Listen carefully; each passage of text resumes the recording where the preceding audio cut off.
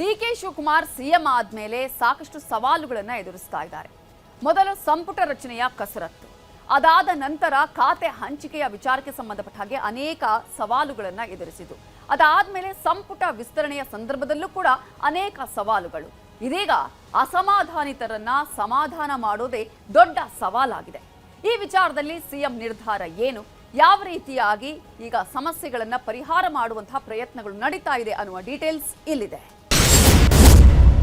CM ಡಿಕೆಗೆ ಸಂಪುಟ tension, ಬಂಡಾಯ ಶಮನವೇ ಸವಾಲು. ಮಂತ್ರಿಗಿರಿ ವಂಚಿತರ ಸಮಾಧಾನ ಮಾಡೋಕೆ ಅಖಾಡಕ್ಕಿಳಿದ ಸಿಎಂ. ಕಾಂಗ್ರೆಸ್ನಲ್ಲಿ ಕಿಚ್ಚೊಂದು ಹೊತ್ತಿ ಉರಿಯುತ್ತಿದೆ. ಧಗಧಗ ಅಂತ ಕಾಂಗ್ರೆಸ್ ಅನ್ನ ಸುಡ್ತಿದೆ. ಕಾಂಗ್ರೆಸ್ನಲ್ಲಿ ಮಂತ್ರಿ ಸ್ಥಾನ ವಂಚಿತರ ಆಕ್ರೋಶ ಜಾಸ್ತಿನೇ ಇದೆ.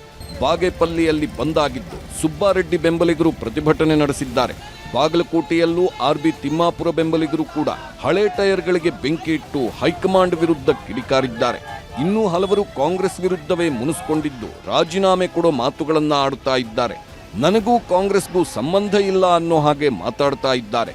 ಇವರೆಲ್ಲರನ್ನೂ ಸಮಾಧಾನ ಮಾಡುವುದೇ ಈಗ ಸಿಎಂ ಡಿಕೆ ಶಿವಕುಮಾರ್ಗೆ ದೊಡ್ಡ ಟಾಸ್ಕ್ ಆಗಿದೆ. ರಾಜೀನಾಮೆ ನೀಡಿದ್ದ ಇಂಡಿ ಶಾಸಕರ ಸಮಾಧಾನ ಮಾಡಿದ ಸಿಎಂ. ಯಾವಾಗ ಸಚಿವ ಸ್ಥಾನ ಫೈನಲ್ ಆಯಿತು ಆಗಲೇ ಅಸಮಾಧಾನದ ಬೆಂಕಿ ಹೊತ್ಕೊಂಡಿತ್ತು. ಆಗಲೇ ಇಂಡಿ ಕ್ಷೇತ್ರದ ಶಾಸಕ ಯಶವಂತ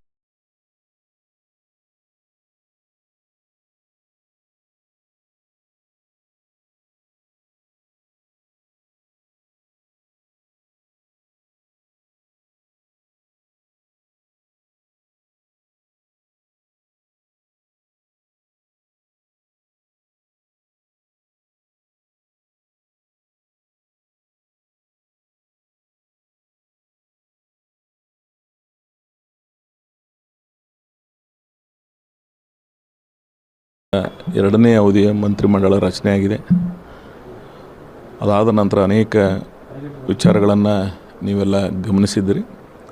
ಅದರ ಭಾಗವಾಗಿಯೇ ನನ್ನ ನಾಳೆ ಸುದೀರ್ಘವಾಗಿ ಬಿಜಾಪುರದ ಪ್ರವಾಸಿ ಮಂದಿರದಲ್ಲಿ ಬೆಳಗ್ಗೆ 10 ಗಂಟೆಗೆ ಭಾಳ ವಿವರವಾಗಿ ನಾನು ಮಾತಾಡ್ತೀನಿ. ಇವತ್ತೊಂದು ದಿವಸ ಅವಕಾಶ ಕೊಡಿ. ಅಸಮಾಧಾನಿತರಿಗೆ ಫೋನ್ನಲ್ಲಿ ಸಿಎಂ ಡಿಕೆ ಸಂಧಾನ.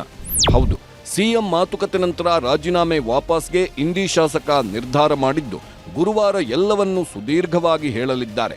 ಇವರೊಬ್ಬರು ಅಷ್ಟೇ ಅಲ್ಲ, ಈಗಾಗಲೇ ದಿನೇಶ್ ಗುಂಡೂರಾವ್ ಜೊತೆಗೂ ಕೂಡ ಸಿಎಂ ಡಿಕೆ ಮಾತುಕತೆ ನಡೆಸಿದ್ದಾರೆ.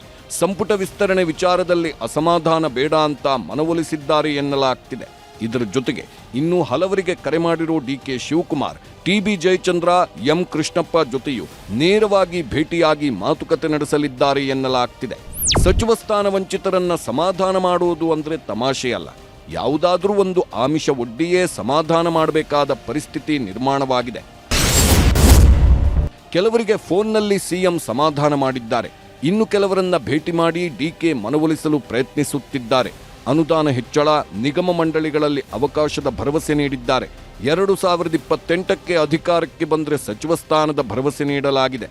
ತನ್ನ ಆಪ್ತರನ್ನ ಸಚಿವ ಸ್ಥಾನ ವಂಚಿತರ ಮನವೊಲಿಸಲು ಡಿಕೆ ಕಳಿಸುತ್ತಿದ್ದಾರೆ. ಬಿಕೆಎಚ್ ಸೇರಿದಂತೆ ಹಲವರಿಂದ ಮನವೊಲಿಕೆ ಕಾರ್ಯ ನಡೆಯುತ್ತಿದೆ. ರಣದೀಪ್ ಸಿಂಗ್ ಸುರ್ಜೇವಾಲಾ ಕಡೆಯಿಂದಲೂ ಮನವೊಲಿಕೆ ಸರ್ಕಸ್ ನಡೆಯುತ್ತಿದೆ. ಹಲವಾರು ರೀತಿಯಲ್ಲಿ ಸಂಧಾನ ನಡೆಯುತ್ತಿದೆ.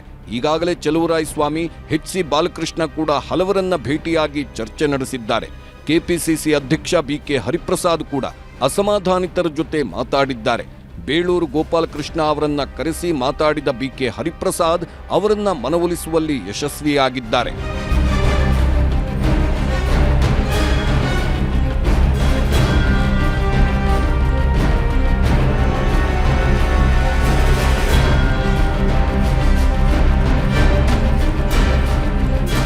ನೋವಾಗಿ ರಾಜೀನಾಮೆ ಕೊಡ್ತೀನಿ ಅಂತ ನಿನ್ನೆ ಮಾತಾಡಿದ್ದೆ. ಕೊಡಬೇಕಂತ ಯೋಚನೆ ಮಾಡಿದಾಗ ಮಾನ್ಯ ಮುಖ್ಯಮಂತ್ರಿಗಳು ರಾತ್ರಿ ಫೋನ್ ಮಾಡಿ ನಿರ್ಧಾರ ಯಾವುದೋ ತೆಗೆದುಕೊಳ್ಬೇಡ ಅಂತ ಹೇಳಿದ್ರು. ಅದು ಬೆಳಗ್ಗೆ ಮಾತಾಡಿದ್ದೇನೆ. ಹಾಗಾಗಿ ನಾವು ಒಂದು ತೀರ್ಮಾನ ಮಾಡಿದ್ದೀವಿ. ಯಾಕಂದ್ರೆ ಪಕ್ಷ ನಿಷ್ಠೆ ಇದ್ದವ್ರು ನಾವು 3 ವರ್ಷದಲ್ಲಿ ಯಾವುದೇ ಪಕ್ಷದ ವಿರೋಧವಾಗಿ ಪಕ್ಷ ಚಟುವಟಿಕೆ ಯಾವುದೂ ನಾವು ಮಾಡಲಿಲ್ಲ. ಹಾಗಾಗಿ ಆಗೋಗಿದೆಪ್ಪ, ಏನ್ ಮಾಡೋದು ಅಂತ ಹೇಳಿದ್ದಾರೆ. ಅದಕ್ಕೋಸ್ಕರ ನನಗೆ ಟಿಕೆಟ್ ಕೊಟ್ಟಂತವ್ರು ಮಾನ್ಯ ಮುಖ್ಯಮಂತ್ರಿಗಳು ಕೊಟ್ಟಂತವ್ರು, ಇವತ್ತಿನ ಮುಖ್ಯಮಂತ್ರಿಗಳು. ಹಾಗಾಗಿ ಅವರಿಗೆ ನಿಷ್ಠೆಗೋಸ್ಕರ, ಪಕ್ಷಕ್ಕೋಸ್ಕರ ಯಾವುದೇ ಗೊಂದಲ ಇಲ್ಲದೆ ಅವರಿಗೋಸ್ಕರ ಇವತ್ತು ಯಾವುದೇ ರಾಜೀನಾಮೆ ಕೊಡುವನ್ನು ಬಿಟ್ಟಿದ್ದೀವಿ. ಇದಿಷ್ಟೇ ಅಲ್ಲ, ಟಿಬಿ ಜಯಚಂದ್ರ ಅವರನ್ನ ಮನವೊಲಿಸಲು ಯತ್ನಿಸಲಾಗಿದೆ. ಹಾವೇರಿ ಜಿಲ್ಲೆಯ ಬ್ಯಾಡಗಿ ಕ್ಷೇತ್ರದ ಶಾಸಕರಾದ ಬಸವರಾಜ ಶಿವಣ್ಣನವರ ಅವರ ಸಮಾಧಾನ ಮಾಡಲು ಸಿಎಂ ಮುಂದಾಗಿದ್ದಾರೆ.